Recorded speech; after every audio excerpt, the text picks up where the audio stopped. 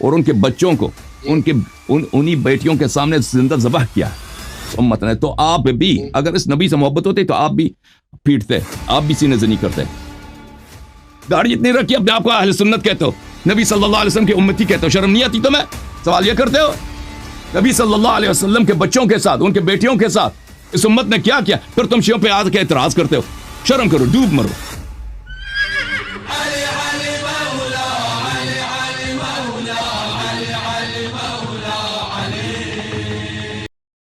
السلام علیکم حمزہ بھائی, ٹھیک ہیں آپ انشاءاللہ؟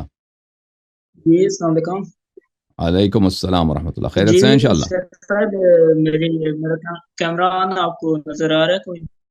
بات کریں, کیا حکم ہے؟ صاحب ایک تو یہ کہ تقریباً 1 سال سے میں آپ کو تقریباً ریچ کرنے کی کوشش کر رہا ہوں and your team was not responding and the question is that کہ آپ کی ایک میں نے ویڈیو دیکھی جس میں آپ نے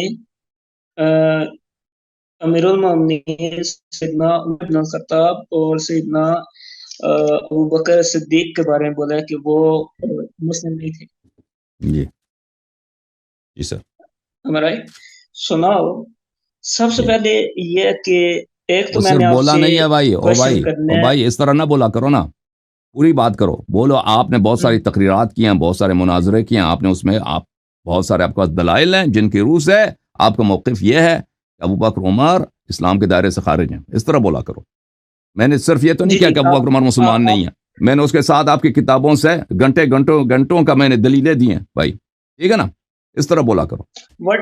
یہاں پہ آپ کیسے کہہ سکتے ہیں کہ آپ کی کتاب میں, لائک میں تو ابھی قرآن سے بات کرنا چاہ رہا ہوں, کائنڈلی اگر آپ میری گائیڈنس کر دیں. یہ کسی مسلمان کا عقیدہ نہیں ہے بھائی, یہ کسی مسلمان کا عقیدہ نہیں ہے کہ صرف قرآن سے بات کریں اور سنت کو نہ مانیں.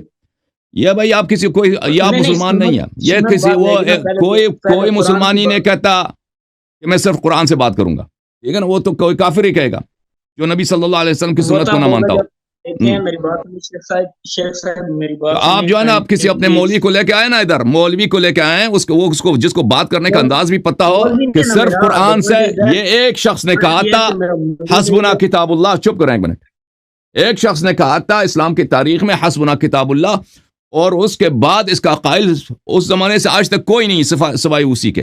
اور اگر کوئی شخص آج امت اسلامیہ میں کہہ دے کہ ہم صرف قرآن سے گفتگو کریں گے, سب مسلمان کہیں گے کہ یہ بندہ آدمی کافر ہے, ٹھیک ہے نا؟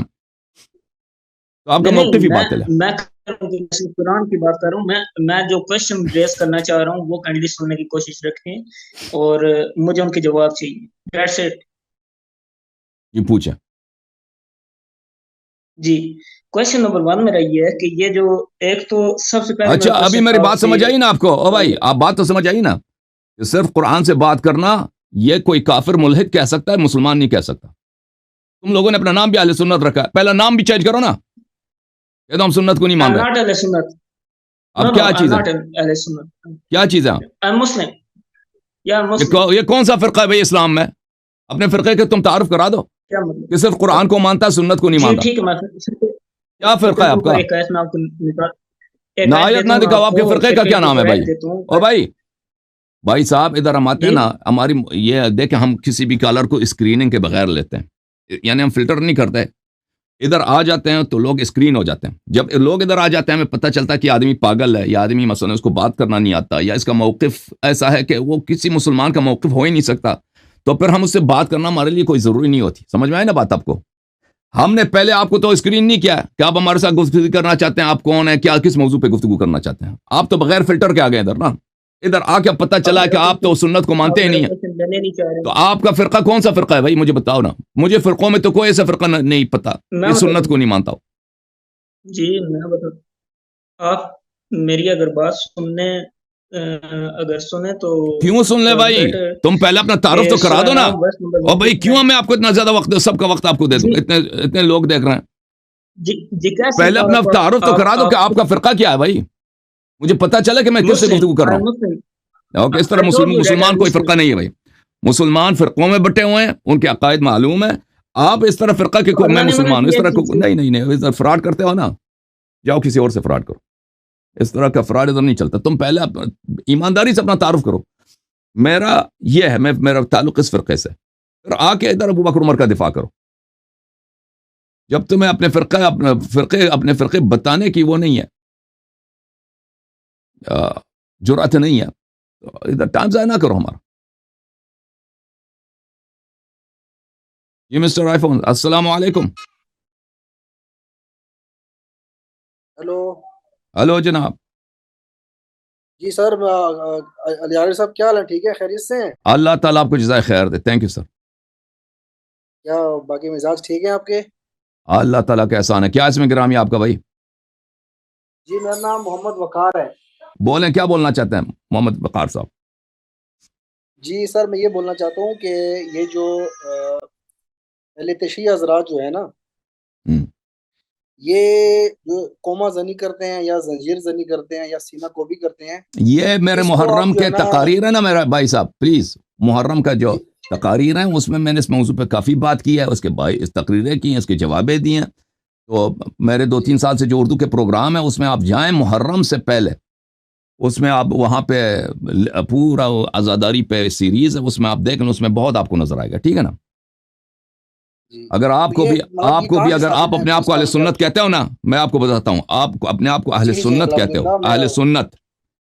اور اگر سنت کا مطلب یہ ہے کہ رسول صلی اللہ علیہ وسلم کے سنت پہ عمل کرنا. رسول اللہ صلی اللہ علیہ وسلم نے فرمایا کہ تم مجھ سے محبت کرو اور میرے اہل بیت سے محبت کرو.